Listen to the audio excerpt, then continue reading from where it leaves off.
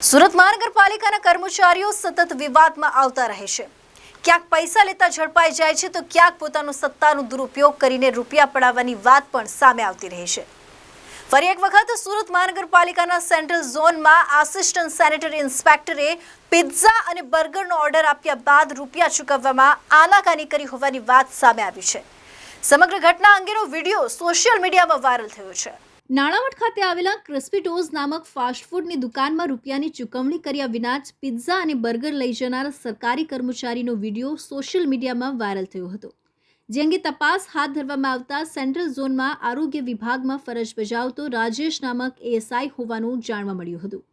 મહાનગરપાલિકાના આરોગ્ય વિભાગ સુધી ફરિયાદ કરવામાં આવતા વહીવટીતંત્ર સફાળું જાગ્યું હતું। હાલમાં આરોગ્ય વિભાગ દ્વારા મફતમાં પિઝા અને બર્ગરનો સ્વાદ લેનારા એએસઆઈ રાજેશને નોટિસ પાઠવીને ખુલાસો માંગવામાં આવ્યો છે। આસિસ્ટન્ટ સેનેટરી ઇન્સ્પેક્ટર દ્વારા કરવામાં આવેલા કૃત્યથી આરોગ્ય વિભાગમાં ભારે ચર્ચાએ જોર પકડ્યો છે। આ પ્રકારે ઘણા અધિકારીઓ પોતાના વિસ્તારમાં ખાણીપીણીની લારી ચલાવતા વેપારીઓને પરેશાન કરતા હોવાની પણ વાત ચર્ચામાં આવી હતી। જે તે દુકાનમાં ખાણીપીણીના ખોરાકને તપાસ કરવાનું કહીને પણ ખાણીપીણીની વસ્તુ પોતાના ઘરે લઈ જતા હોવાના આક્ષેપો થતા રહે છે। डॉक्टर केतन गरासिया, नायब आरोग्य अधिकारी सेंट्रल जोन। तो आरोग्य अधिकारी बीजा खावला ફરીમાં શું છે ઘટના?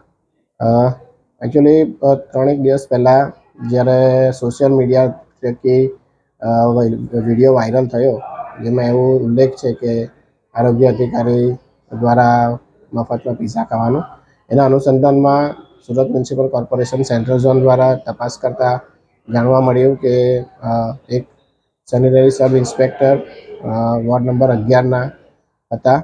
તો એના માટે અમે એમને ઓરલી વિડીયો વાયરલ થયાના તરત જ બીજા દિવસે તપાસ કરી અને ઠપકો આપ્યો। ઉપરાંત જે તે આગળની કાર્યવાહી કરવા માટે રિપોર્ટ કરી ચોકોઝ ઇસ્યુ કરવામાં આવે છે। એનું નામ શું છે? સેનેટરી સબ ઇન્સ્પેક્ટર છે રાજેશ પટેલ। Arvind Rathod, ABC news Gujarat, Surat.